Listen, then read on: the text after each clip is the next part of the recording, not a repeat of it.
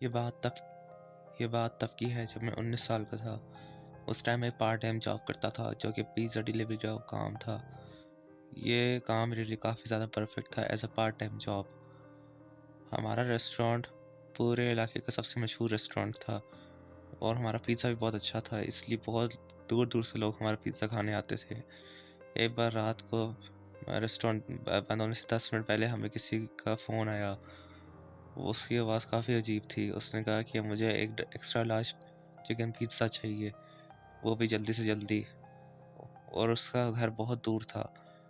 हम शॉक रह गए कि अब हम क्या करें? लेकिन हमारा बॉस बहुत ही अजीब आदमी था और बहुत ही खड़ूस था। उसने हमें कहा कि तुम जाओ पिज़्ज़ा डिलीवर करके आओ। तो मैं अकेला ही पिज़्ज़ा डिलीवर करने के लिए कार से चला गया। मैंने अपना जीपीएस ऑन रखा। उसका वो रास्ता काफ़ी ख़तरनाक और सुनसान था। दोनों साइड जंगल से और पेड़ों से घिरी हुई थी।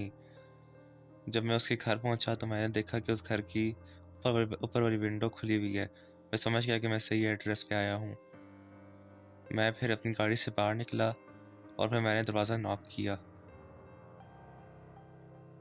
लेकिन किसी का जवाब नहीं आया और मुझे ऐसा लगा कि की होल से मुझे कोई देख रहा है। उसने मुझे कहा कि तुम अंदर आ जाओ, दरवाज़ा खुला है।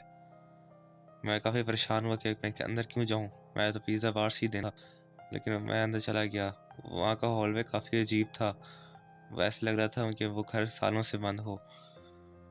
फिर मैं लाउंज तक पहुँचा। वहाँ एक बंदा चेयर पे बैठा हुआ था। उसने कहा कि तुम पिज़्ज़ा यहीं रख दो, मैं पैसे लेके आता हूँ। मुझे दूसरे कमरे से अजीब आवाज़ आई। मैं जब दूसरे कमरे में गया तो वहाँ एक और आदमी था जो किसी को बार-बार स्टैब करता जा रहा था, बिल्कुल पागल साइकोपाथ की तरह। ये देख के मैं बहुत डर गया। उस आदमी ने भी मुझे देख लिया। मैं बहुत घबरा गया। मैंने कहा मैं क्या करूँ? फिर मुझे एक बेसमेंट का रास्ता नज़र आया। वहाँ का दरवाज़ा खुला हुआ था। मैं जल्दी से भागते हुए बेसमेंट के अंदर गया और मुझे फ़ील हुआ कि कोई मेरा पीछा कर रहा है बेसमेंट में ही, सीढ़ियाँ सीढ़ियाँ उतरते हुए। मैं एक जगह जाके छुप गया बेसमेंट में। मैंने फ़ौरन ही पुलिस को फ़ोन किया। मैंने उनको सब कुछ बताया कि मेरे साथ क्या हो रहा है। यहाँ 2 बंदे सीरियल किलर, शायद शायद वो सीरियल किलर हों। वो दोनों मेरे पीछे पड़े हुए हैं।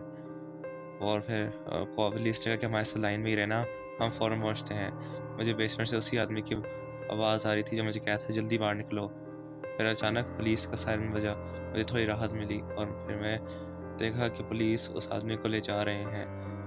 पुलिस ने मुझे बताया कि ये घर सालों से बंद है और पुलिस ने उस घर की काफ़ी इन्वेस्टिगेशन भी की। वो एक आदमी जो मेरा पीछा कर रहा था वो तो पकड़ा गया, लेकिन दूसरा आदमी जो उस चेयर पे बैठा था वो कभी पकड़ा नहीं गया। पुलिस को उसकी आज भी तलाश है, लेकिन मुझे हमेशा डर रहता है